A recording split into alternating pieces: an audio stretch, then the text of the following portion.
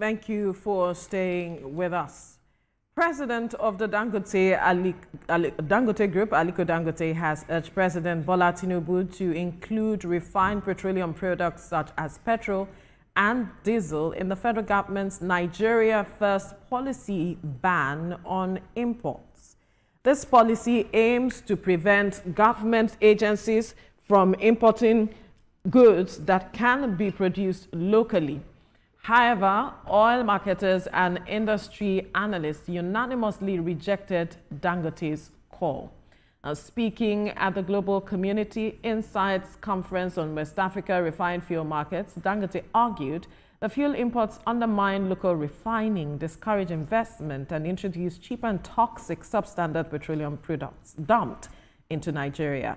He highlighted unfair competition caused by these imports and urged the government to protect domestic producers as seen in the US, Canada, and the EU, stressing this move is not about monopolizing, but encouraging local investment.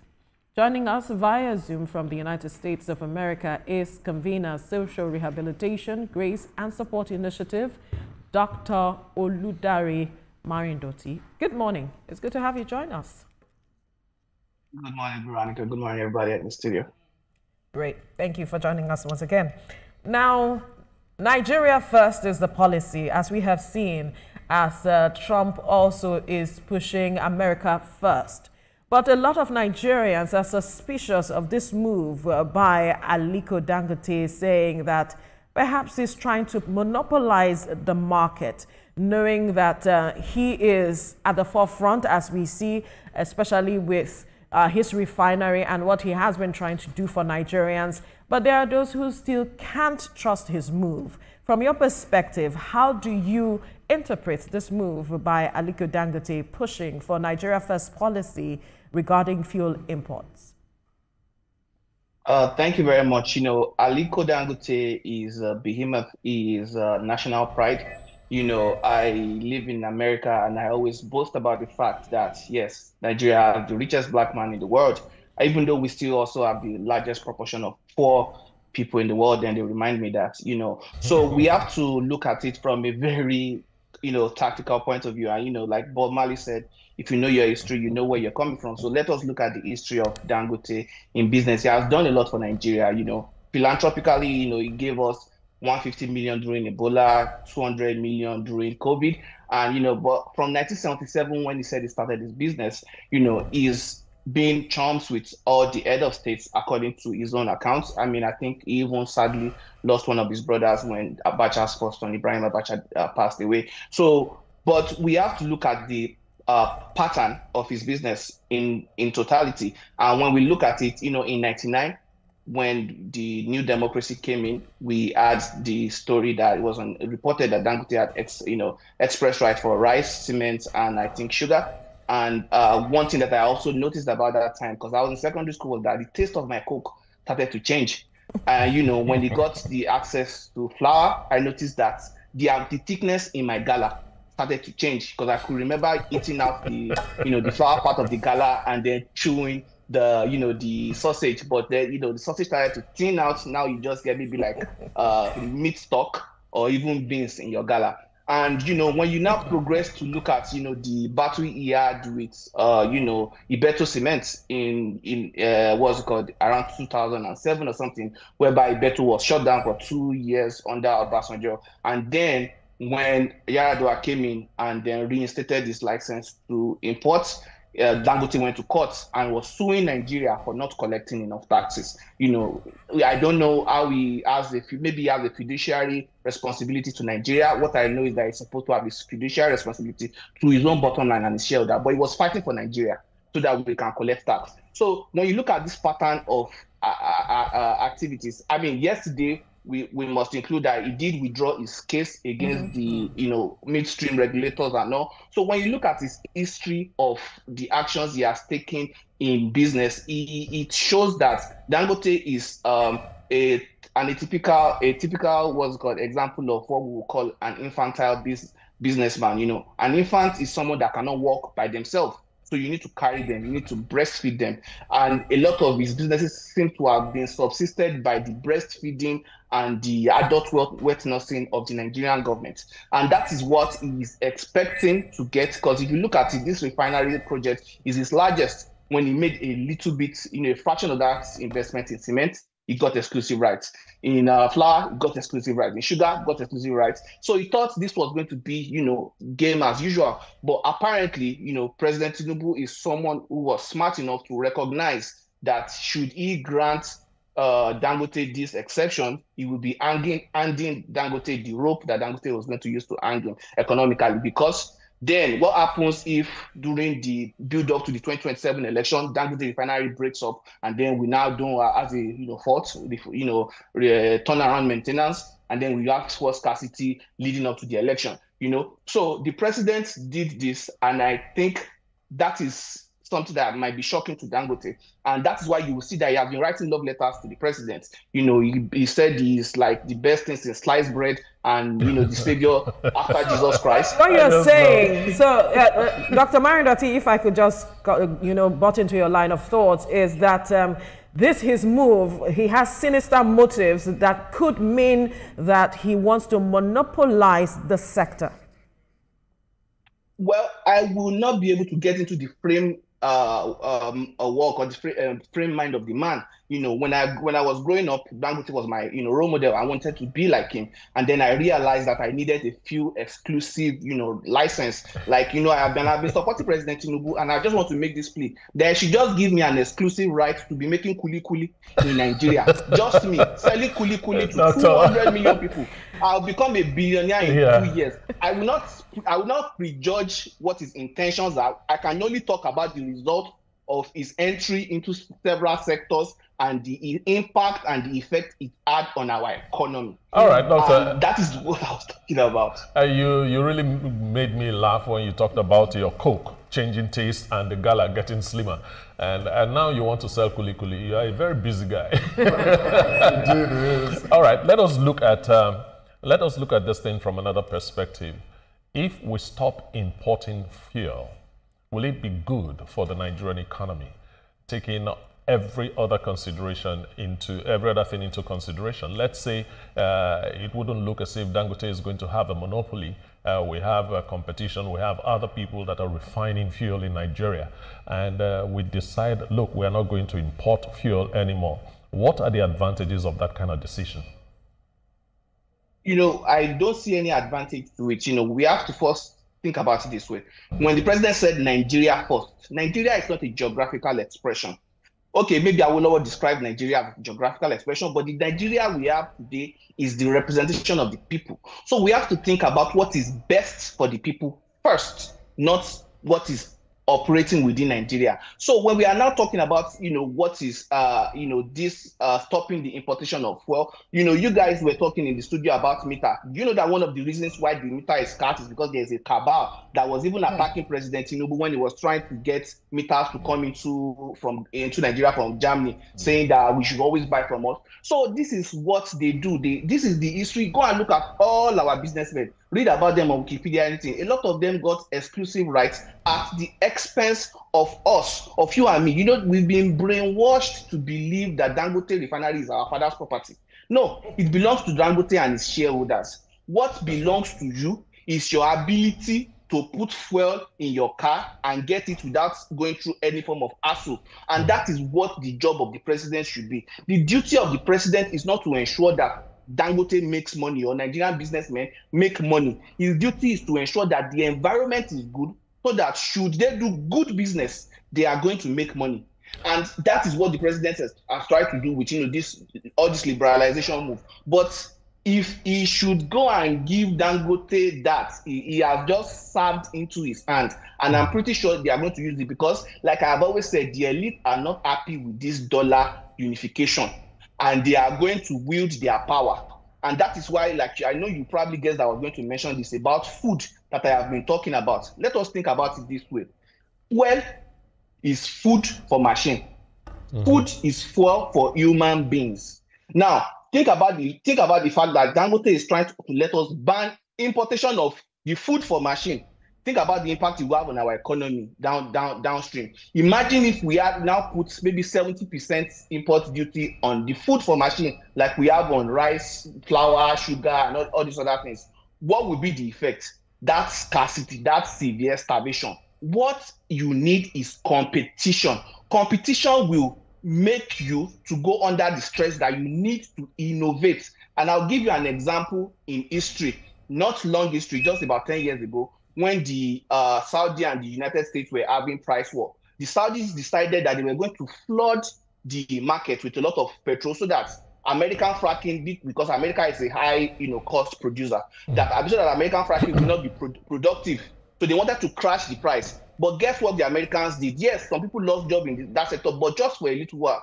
They innovated, they discovered that instead of drilling their own down, they could drill it horizontally, and they made so many other innovations that made sure that their fracking was still productive. At the end of the day, Saudi Arabia had to tap out, and now we don't have OPEC alone, we have OPEC plus, because everybody has realized that we now all have to work together. So that was, those innovations were based on the Americas, America was able to survive. They had that risk tolerance because of their innovation. Now, if as the Americans said, no, block the importation of Saudi Arabia fuel, block the importation of OPEC fuel, who is going to suffer it? We have blocked the importation of food into our economy right now, into our country right now. Who is suffering it? If you go to Cotonou, you will eat cheaper than you eat in Nigeria. If I was living in Idiroko, I will be going to Cotonou to have my breakfast, lunch, and dinner, and coming back to Nigeria to sleep at night. Because that is just the reality. Yeah. Amazing. But let me just to not to cut you short, but we've seen when you started the conversation, you spoke about the fact that Dangote has also done a lot for the economy in Nigeria. You started the conversation with that. We cannot deny the fact that in one way or the other, he's been there. Most of the times we say support our own, but it now comes to the fact that from what you're saying, that our own does not even have our best interests at hand, if I'm following with everything you're saying. But what do you think is the way forward for Nigerians to be able to get petrol at a stable price? Because we've been going on and on about this. Our refineries, a lot of money was put into it. At the end of the day, nothing happened. What is the way forward? And we know that he's also withdrawn, the case from court as well. But what is the way forward? And it's also sad to see that our own doesn't have our interests at heart. Yes, I mean, if you look at it from the results, I'm trying not to prejudge. From the results, it seems as if the impact of our own getting into some sectors has not been, beneficial to us. Well, protectionism is not patriotism; it is destructionism. That is the word of Ronald Reagan. So when we look at the this issue of petrol price is not determined by Dangote. It is determined globally. It's a global commodity. I always laugh whenever I follow, because I follow you probably know Nigerian news very avidly, and when they said Dangote slashes the price of petrol, well, there was one that happened whereby when Israel and Iran were having their hostility, oil producing area, the price of fuel went up, and then when they signed their armistice, the price of fuel came down. And then about that same price, I heard that Dangote slashed the price of petrol. These prices will fluctuate based on international markets. So we are not going to have one price, but it has been relatively stable. But it will always fluctuate. And if you look at it, when the price of fuel goes up, then that means we make more dollars, so our naira will go up. And when the price of oil comes down, that means we'll make less dollars, so our naira will come down. So Nigerians cannot have cheap dollar and cheap fuel at the same time. When the dollar is cheap, the fuel will be high. When the fuel is high, the dollar will be cheap. So those are like just the realities of the situation. But like you said, we should always support our producers and protect our consumers, not the other way around, which is what Dangote is asking for. Dr. Marindoti, we'll need you to hold your thought for a bit because we need to go for a commercial. When we return, we'll continue this conversation with you. Stay with us.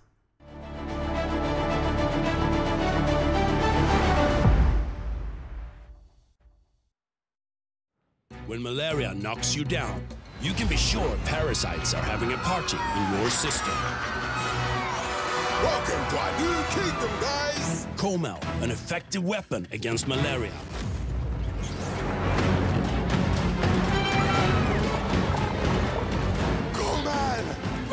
Attacking attacking the parasite army directly to give you express relief and get you back on your feet effectively.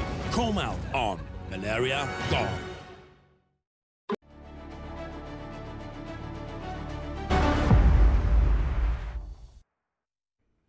Thank you for staying with us. We're still talking about the Nigeria First policy, Dangote refinery, and all the drama around it, how there are concerns about the interest he has if he intends to monopolize the sector moving forward. And we have been speaking with Dr. Oludare Marindoti, convener, Social Rehabilitation, Grace and Support Initiative. The next question will be coming from Nelson Etta. Doctor, good morning, and thanks for being with us this morning to converse on this very important matter. First of all, you talked about monopoly, and you kept, reeling on that over and over again. I think every businessman who goes into business just wants to make money, and so whatever means is available to him or her, to make money, they would go for it. And so, on one hand, we should be looking at our government policies and how government hands down monopolistic policies that enables businessmen and women become the idle men in any field, as the case may be. I don't blame anybody. If the government didn't do that, you will not become a monopolist in any sector. And where Dangote made this statement, according to reports, it was at a Global Community Insights Conference on West African refined fuel marketers. According to him, he said, importation of fuel into Nigeria is killing local refining and discouraging further investment into the sector. This is where I think we should drive the conversation to local refining vis-a-vis our own refineries. Dangote is talking because, according to what you said earlier, this refinery is pioneered by him and his partners.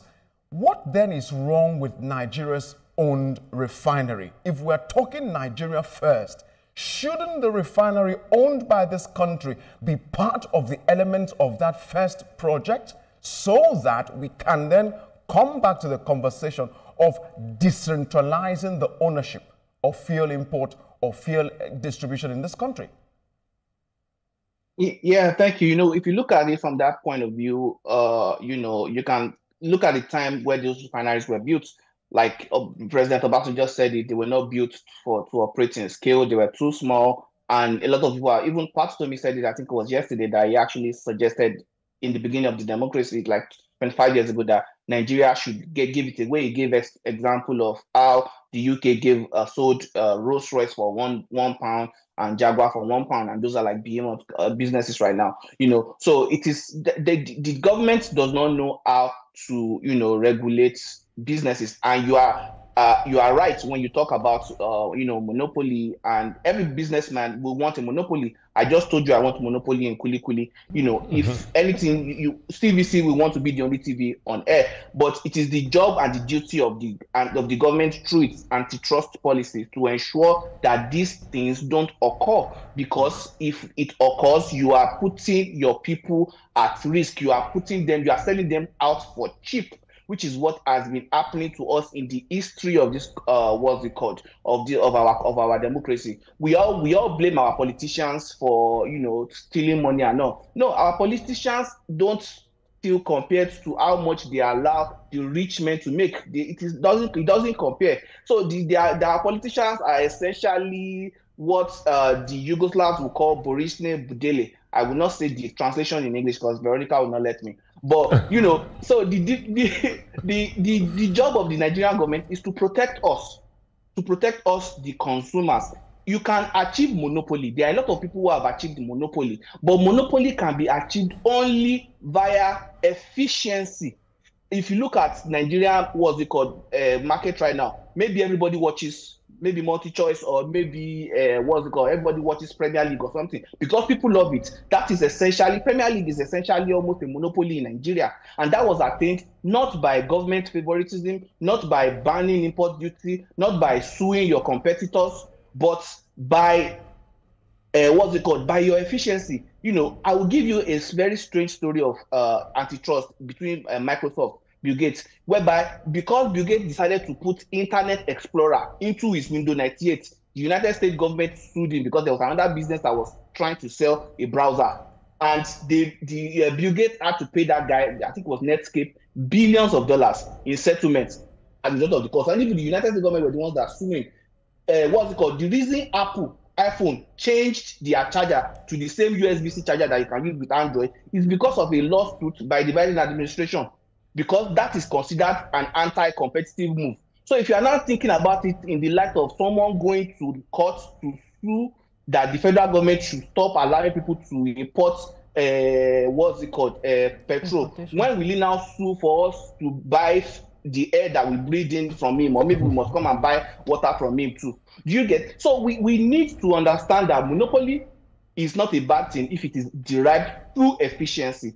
However, seeking the government's favor is going to be always at the expense of the people, and it is our children who are not going to be able to eat, schools that are not going to be able to be built because cement is expensive, hospitals that are not going to be able to be built because cement is expensive. Even look at cars too. If I should ask you how long do you think it takes to make a car, you will probably say a few hours. But no, it takes 45 seconds to make a car. But in our own Nigerian manufacturers, they probably make one car in 4 days, and we are banning the importation of cars because of those people, and people are dying on the road because of bad cars. Dr. Marindoti. Right. Now, yes, we are where we are right now, although he has withdrawn the matter from the courts. I am looking at how government can step in to ensure a level playing field for everyone in the sector. There are those who have licenses and are still complaining that they cannot do certain things. Licenses for modular refineries and all of it. What kinds of policies, innovation, and ensuring that we have a conducive environment that will ensure competition, a healthy one at that, for this sector to thrive? Thank you very much. We always say that Nigerian government are not doing enough, right? But in my own estimation, I believe that is only 20% true.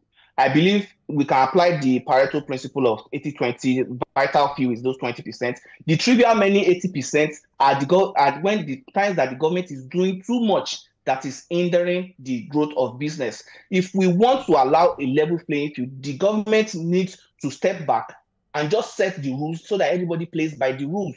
You don't need the referee. The government should be like the referee. The referee should not be helping you to kick your goal kick or your corner kick. It should be there to set the rules and catch the people who are violating. Both Team A and Team B know how to win the game, and then they play by themselves. So if we want the government to, if you want any business, not just even this oil, every single business, if we want it to succeed, the government needs to pull back and allow the forces of the market to compete with each other. And this is not something that is idealistic. This is something that India did in 1991 when I think Mama Singh was the one that became their prime minister, and they liberalized. And guess what happened?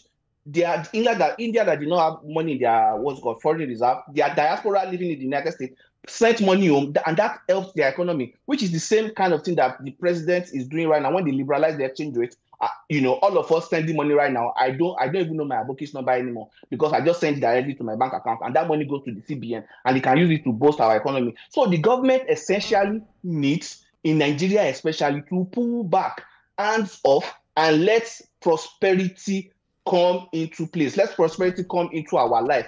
The ethos is the freedom to choose. That is the essence of capitalism. So if the president is putting any policy in favor of Dangote, that has deprived Nigerians of the basic freedom to choose, which should be the ethos of capitalism and even a democracy. We have a freedom to choose our leaders. Let us have the freedom to choose where we buy the things that we need. And when we talk about our own local capacity, we will develop it. Nigeria is not cursed to be the most expensive place to refine oil or to grow rice or to do anything that we need to consume. We have an advantage. Our labor is cheap. Our land is cheap. So we can easily innovate and compete with the world. When they say people are dumping on Nigeria, they are just using that word to activate us so that we don't think about it. Let me give you an example. I use a 2024 Kia. Can I dump that car on you? No, if I dump that car on you, then I'll be the stupid one. You'll be the beneficiary of my own stupidity. So when they use that word dumping, they are just trying to beguile us. And this is not just me saying it. The chairman of President's Fiscal and Tax Reform Policy, Taiwo Oludare, who happens to be my cousin's uncle, said this, that Nigeria's import to GDP ratio is less than that of South Africa and Ethiopia, which are the people that we can compare ourselves with. So when they tell you we are importing too much, it is not true. It is not true. They are just trying to maintain this monopoly, and Nigerians need to be alive to this. If President Tinubu should liberalize all these markets right now, prices of everything will come down. The North will say rank adede. But right now, the elite in the North are able to, manipulate the poor commoner in the North, because the poor commoner cannot eat food, and they are losing all the dollar, excesses that they've already had. But if the president allows food to come in, the fuel for human beings, and does not put import duty or ban it, all right, that fuel for human being will be available for them to use, and the people North, South, East, West will give him rank adede. All right. And even he had said that it is more expensive for people to lift petrol from his refinery here in Lagos as against importing from outside the country. So let's wait and see how government manages the whole situation at the end of the day. Dr. Oludare Marindoti, convener, Social Rehabilitation, Grace and Support Initiative, thank you for your time. Thank you for having me. Thank you.